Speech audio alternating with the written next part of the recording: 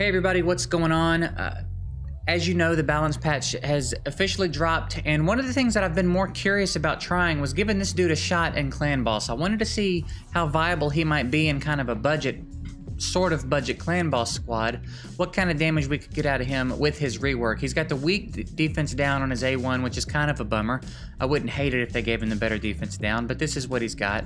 His A2 basically permanently keeps up an HP burn. It puts it up for 4 turns. It's on a 3-turn cooldown. He'll pretty much keep it up. And then his A3, he does 50% extra damage if the target is under HP burn, which it more than likely will be for a majority of the fight and a clan boss run. He does scale off HP, so we've tanked him up a little bit. We've tried to slot him in with this clan boss team, so I'm gonna go ahead and start this run and talk a little bit about the run while we go.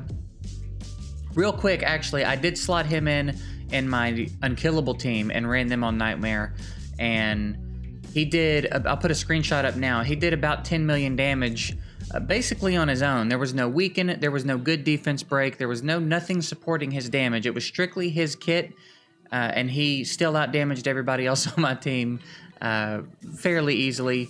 10 million damage with no support. So in this team, we've got a little bit more. We've got a better defense break. We've got a weaken. We've got some things that'll hopefully increase his damage output. What I mean to say is the rate at which he outputs damage. He will obviously not out-damage the Ultra Nightmare run because, one, it was unkillable. It goes for the full 50 turns.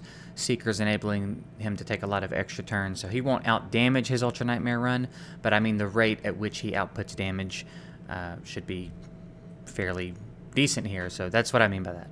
And hopefully this team will enable him to stay alive a little bit. So let's go ahead and hop on in. I'll talk a little bit about the team, and then at the end I'll show you how everybody's built in case you want to set something like this up for yourself. But yeah, we're gonna see. I'm expecting some good things here. Hopefully the team can keep him alive long enough for us to get a reasonable gauge on what he's capable of. But we've got Skull Crusher here, obviously, for the counterattack. No real big surprise there. That's one of the big things that everybody's looking for a Skull Crusher for, is the counterattack. So it's going to be nice if you have that. We have Tyrell in here because Tyrell's an OG, man, and Tyrell's good. And I feel like nobody talks about Tyrell anymore, so I wanted to give him a shot in here. There are probably better options for your attack down, but he's got a defense lead. He's bringing a lot of stuff to this fight, so he's here for the attack down, he's here for the defense down, he's here for some damage, he's here for the defense lead. He's contributing quite a bit to the fight. We've got our Jotun, whatever, who we've already talked about why he's here. We just want to see what kind of damage we can get out of this dude. And then Rosin being the obtainable legendary. We're pretty familiar with Rosin at this point. Got a 3-hitter on the A1 for Giant Slayer, so there's some damage there. Got a defense down and weaken on the A2. Pretty good multipliers. Defense scaling, so damage goes up as you increase his ability to take a hit. Not a bad option at all for a clan boss squad. And then Doom Priest is here for this reason right here. She gets rid of that stun immediately, so you don't have to worry about trying to manipulate who catches the stun and set everything up very specifically. We've got her set up in a way so that she's just going to come straight in behind and get rid of that stun. So short of her tier 6 mastery procs, her War Master procs, she's not really contributing any damage. So keep that in mind. If you wanted to get into the more specifics of kind of guiding the stun, you could put someone in that would offer more damage to the team, right? She's really only here to keep the stun off. That's her whole purpose in being here. So I don't even know how much damage this team is gonna do. We're gonna find out. It looks like it's on a pretty good pace right now, so it'll just be a matter of how long they can stay alive. If Tyrell keeps the attack down up, how well everybody can take a hit. So what I'm gonna do is I'm gonna drop my camera right here. I'm gonna let these guys do their thing, and we'll pop back in at the end of the run and talk about how everything went.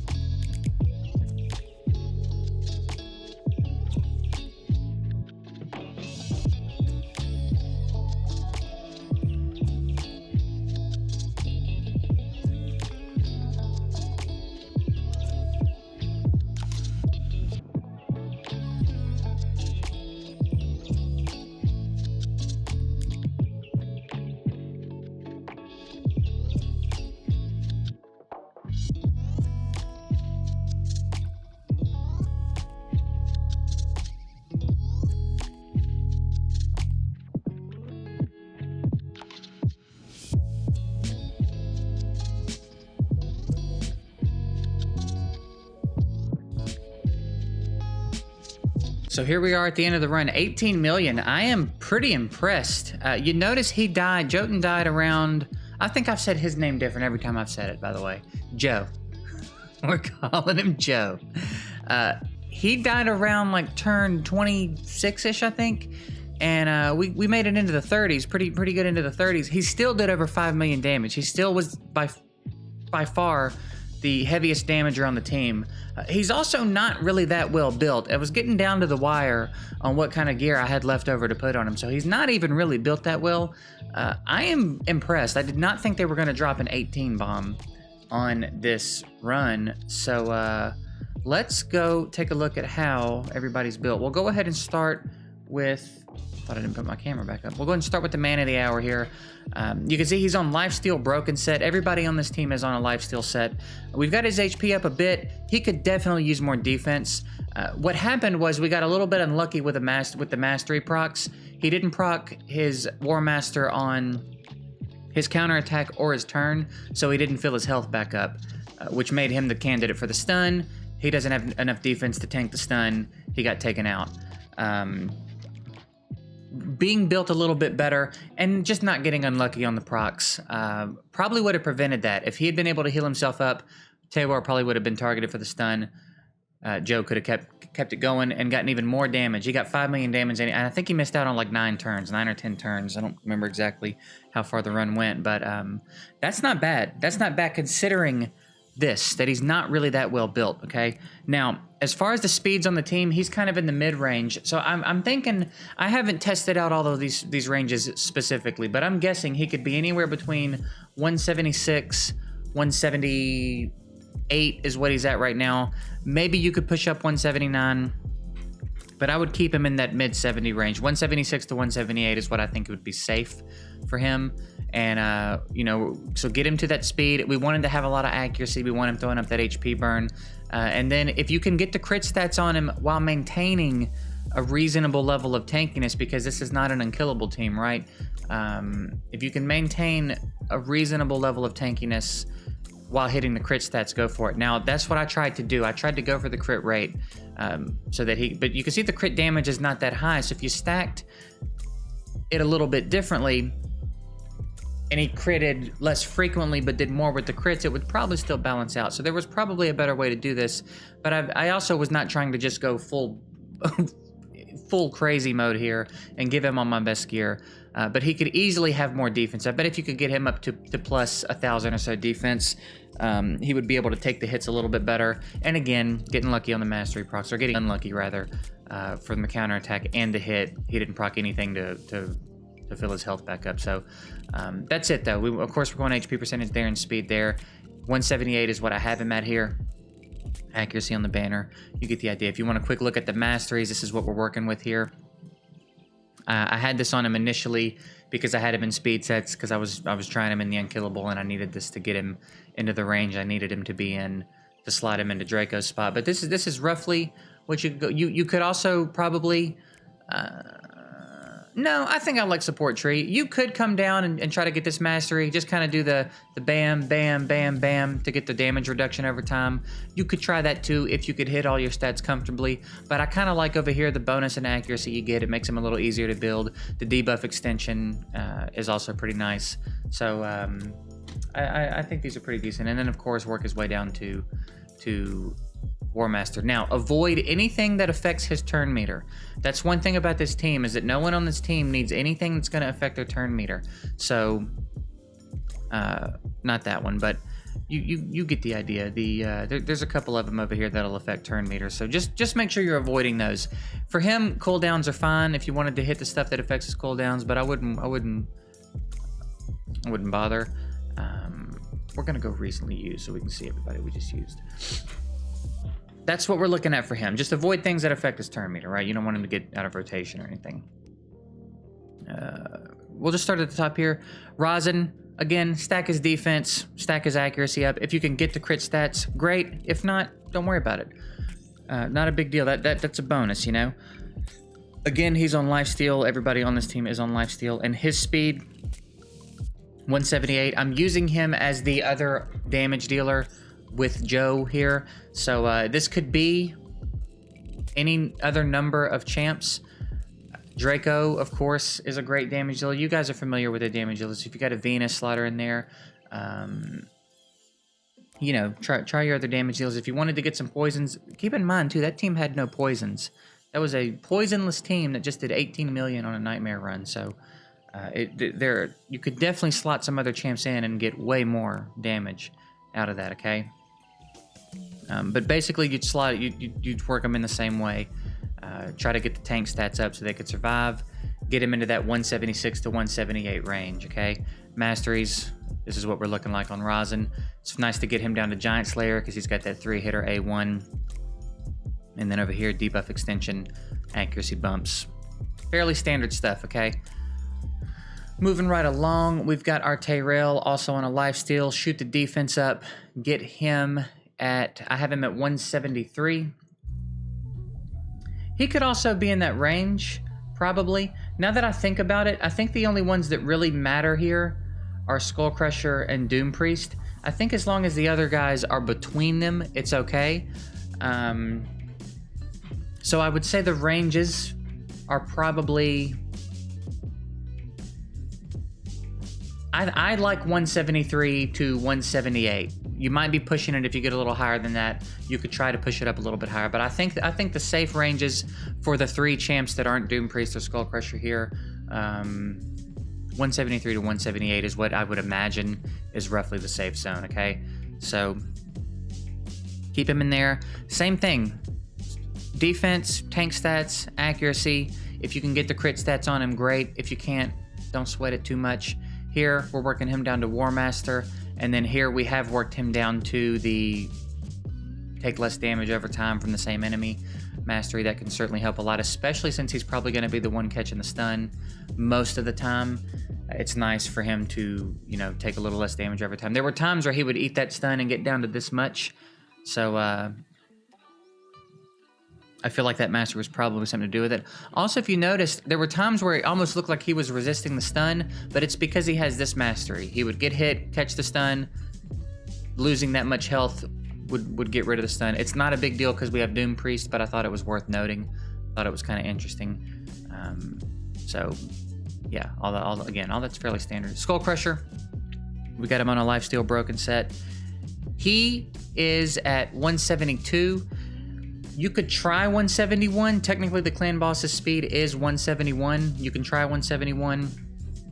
I can't remember. I thought I remember there being some weirdness about trying 171 and that sometimes the clan boss would still go first somehow. If you can do 171 and get away with it, I did not try it. I just hit 172. If you want to try 171 and see if you can get away with it, more power to you. But 172 is definitely safe. It definitely keeps everything in the rotation, so that we know for sure.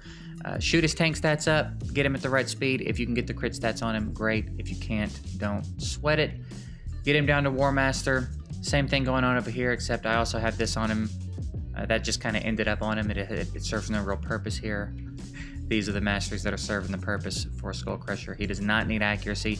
Especially if you're trying to stack poisons, I would try to avoid getting accuracy on him because you don't want him putting up that heal reduction and taking up a spot for a potential HP burn or poison or attack down or something that's going to be useful to the run, okay? So tank stats up, get him in the right speed, crit stats if you can get him, avoid accuracy.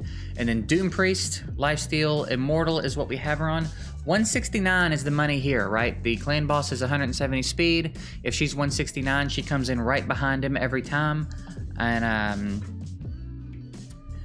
right after him, I should say. Maybe that sounds a little bit more accurate. And so he takes a turn, she immediately comes in behind him, takes her turn, gets rid of any debuffs that were put up. This will make it so the stun is not a problem. This will make it so that the decreased speed is not a problem if you're running on Spirit. This makes debuffs not a problem, right? So that's it. That's really all you need to do on her is get that speed and then get her tank stats up. If you can get the crit stats, great, but she doesn't need accuracy, she doesn't need anything special, nothing fancy. Get her on lifesteal, get her masteries done so that she can proc and keep herself healed up, get her down to War Master. And then over here you've got this, and then I gave her the chance to counterattack. You could give this to the other champs as well if you wanted to work down the tree to that point. This would, you know, if anybody takes a hit when there's not a counterattack up, then there's an opportunity to do it. But that's it. It's nothing too crazy. It's not a bunch of crazy speeds. Their stats are not goofy high or anything. It's a fairly reasonable team if you have the champions to pull off. And again, if you wanted to use Jotun, he was kind of the star of the episode, but it's also kind of just roughly a clan boss guide. Hit the right speed with Doom Priest, hit the right speed with Skull Crusher, have your 3 in the middle in between, and try to fill it with anybody that's not affecting turn meter. You know, get your defense down, get your attack down. An A1 attack down preferably is going to keep the run going longer. So Tayrail, Jarg, Alton, you know the A1 attack down champs. And, you know, stack it up with the debuffs that are going to pump out your damage. But I think with a little bit more work on him, if we keep him alive a little bit longer, I think that's a pretty easy 2-key. I think that's a pretty easy 2-key. Let me check. I did test out a couple things earlier. What is the 39? Yeah, I feel like with a little bit more work, if you keep Joe alive longer and use better gear, like you know, none of the gear I was using there was too wild. If you manage to keep him alive longer and get better gear on every, I bet you can get that to a pretty comfortable 2-key on Nightmare. So yeah, I think he's viable. I think it's fun. He's probably not like meta, but if you're trying to build a budget team, he can slot into an unkillable. He fits in with a counter attack comp pretty nicely, and his stats don't have to be wild to output decent damage. He was by far the best damager on the team with pretty mediocre stats. So I'm impressed. It was not a letdown. I'm glad it was interesting. I'll probably continue to try some things with him. Maybe I'll try to tweak his gear and get his stats a little bit better and see what we can do. And maybe if we could bump him up into an Ultra Nightmare team that's not unkillable and see what kind of potential he's got up there too. But yeah, it was fun. I'm gonna work on testing some of the other champs in some different areas of the game that were messed with in this patch. So hopefully you got a kick out of seeing this dude get used in Clan Boss team. I feel like that that's probably kind of a weird thing to watch. I don't know that we ever thought we'd see this dude getting used like this, but here you go. Look at Player mixing up the game in a fun way. So yeah, server maintenance permitting, I will get more stuff like this up soon. I hope you guys got a kick out of this. I hope it was helpful. And, you know, like and subscribe. Blah, blah, blah. Thank you for watching. I'll see you guys later.